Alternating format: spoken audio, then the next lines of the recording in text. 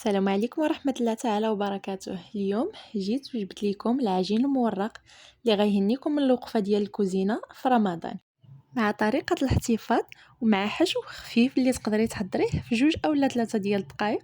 كيجي مورق خفيف ومقرمش. خليك معايا في الفيديو من الاول حتى للتالي وغادي ينجح معك من اول تجربة. وندوزو لطريقة العجين. عندي كيلو ديال الدقيق اللي مغربل معايا من قبل، معلقة صغيرة ديال الملحة، معلقة كبيرة ديال الخل، كأس إلا ربع ديال زيت المائدة. ومن بعد غادي نبداو ندخلو المكونات كاملة في بعضياتها أو نبسو الخليط ديالنا.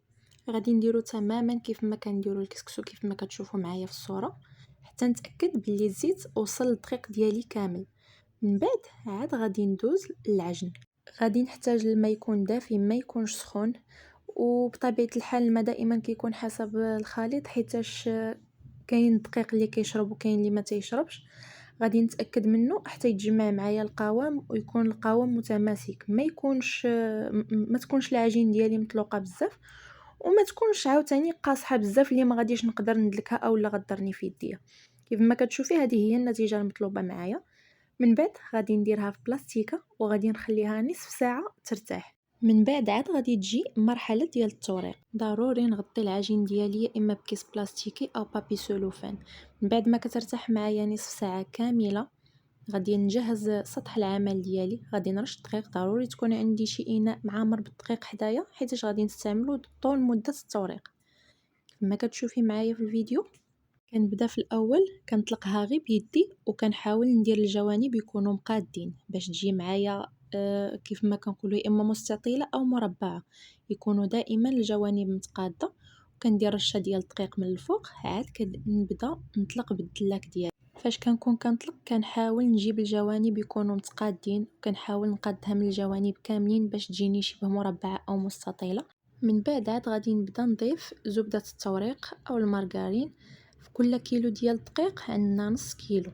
كيف ما كتشوفوا حتى الزبده كتلصق معايا في الحكاكه ديالي كنضيف شويه ديال الدقيق وكنستمر في الحكان.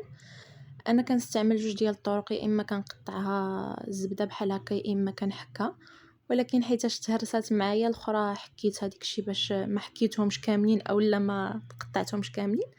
كنقلب طرف على طرف. عاد كنبدا في عمليه التوريق. كنبدا نطلق. كل ما طلقت العجينه ديالي مزيان وكل ما دخلت فيها الزبده ديالي مزيان كتصدق ولا اروع، كتجي زوينه ما تقدريش تستغناي عليها وكتبقى لي مده طويله في المجمد. كنقدر نستعملها الوقت اللي بغيت. كنجبدها فقط بساعات قبل ما كنكون واقفه عليها نحتاجها. كنخليها حتى كتطلق على خطره. من بعد كنبدا في كنطلقها وكنعمرها بلا فاغس ديالي اللي كنكون مجهزه. كتكون واجده معايا احسن من ديال الزنقه وكتعرفي راسك شنو كتاكلي. احسن من الحاجه ديال الزنقه الا وقفتي عليها واحد الساعه ديال المكانه غادي تبقى معاك مده طويله في المجمد. الوقيته اللي احتاجيتيها غادي تقدري تجبديها وتستعمليها كيف ما بغيتي. وتقدري تستعمليها في الحلو وفي المالح. كما كتشوفي معايا العمليه كنكررها بزاف ديال المرات. كل ما طويت العجينه ديالي وضروري كنحاول نطويها مقاده اولا متساويه. كل ما طويت العجينه ديالي وعاودت طلقتها كل ما دخلت الزبده وكتصدق معايا ناجحه وكطلع التوريقات اكثر.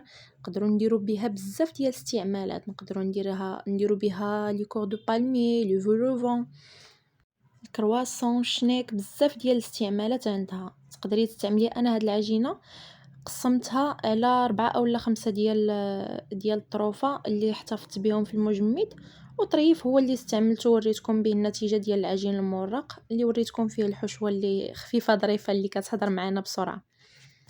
عاودت طلقت هنايا العجين ديالي مره واحده اخرى باش غادي نوريكم النتيجه ديالها النهائيه كيفاش كتكون. كما كتلاحظي معايا كتجي ما شاء الله مورقه وباينه بلي راها فيها الزبده وفيها كفايتها. هنايا حيدت طرف وطرف خليته باش غادي نستعملو.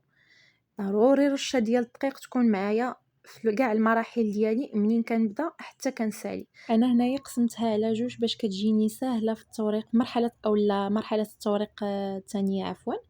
كنبدا نطلق شويه بشويه حتى كنشكلها حتى هي على شكل مربع او مستطيل.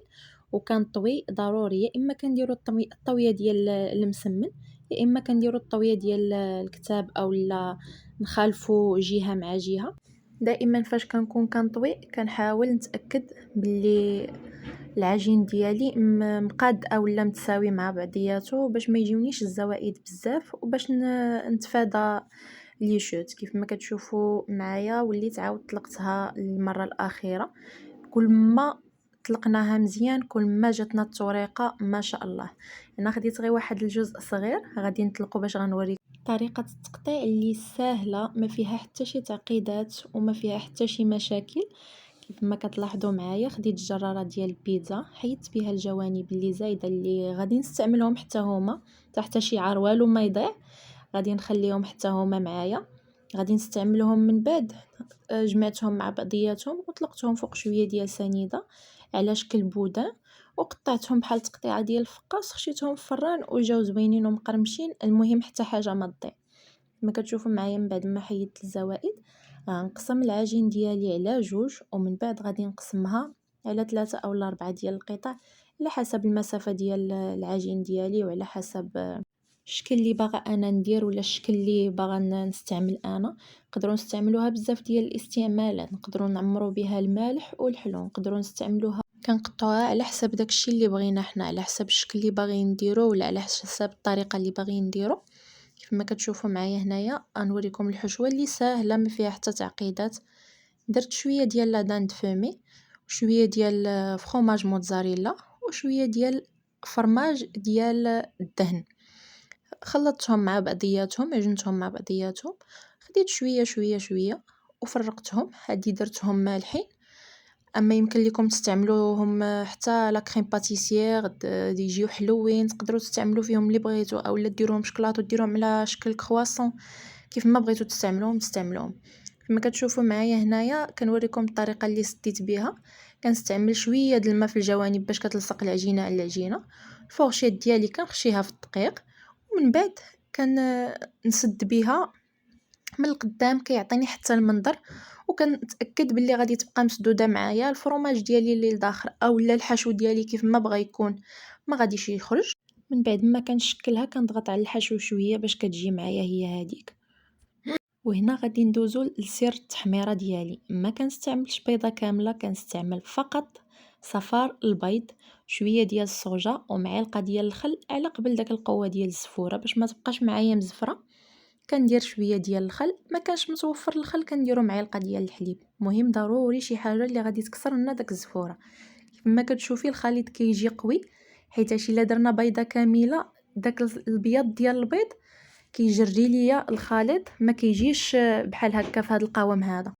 من بعد غادي ندوزو لطريقه التزيين اللي تقدري تستعملي شنو ما بغيتي، اما ديري زريعه نوار الشمس، زريعه القرعه، السانوج اللي زينت به، السمسم اولا الزنجلان، لك حريه الاختيار. بدعي كيف ما بغيتي في المنزل ديالك. انا عطيتكم اسهل طريقه واسرع طريقه باش نوريكم فقط النتيجه ديال العجين المورق اللي كيكون ناجح 100%. من بعد كندخلها للفران، كنشعل عليه من الفوق ومن التحت على 250 درجه. المده ديال الطهي ما كتجاوزش 20 دقيقه اولا ما بين 15 حتى ل 20 دقيقه. كما كتشوفوا معايا هكا كنحتفظ بهم، كنديرهم كاملين في السلوفان وكنحتفظ بهم في المجمد. الى وصفات قادمه ان شاء الله.